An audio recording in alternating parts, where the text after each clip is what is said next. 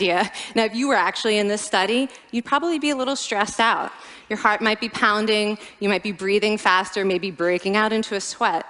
And normally, we interpret these physical changes as anxiety or signs that we aren't coping very well with the pressure. But what if you viewed them instead as signs that your body was energized, was preparing you to meet this challenge? Now, that is exactly what participants were told in a study conducted at Harvard University. Before they went through the social stress test, they were taught to rethink their stress response as helpful. That pounding heart is preparing you for action. If you're breathing faster, it's no problem. It's getting more oxygen to your brain. And participants who learned to view the stress response as helpful for their performance, well, they were less stressed out, less anxious, more confident. But the most fascinating finding to me was how their physical stress response changed. Now, in a typical stress response, your heart rate goes up and your blood vessels constrict like this.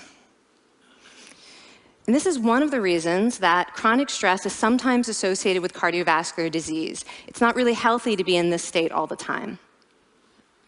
But in the study, when participants viewed their stress response as helpful, their blood vessels stayed relaxed like this. Their heart was still pounding, but this is a much healthier cardiovascular profile. It actually looks a lot like what happens in moments of joy and courage. Over a lifetime of stressful experiences, this one biological change could be the difference between a stress-induced heart attack at age 50 and living well into your 90s.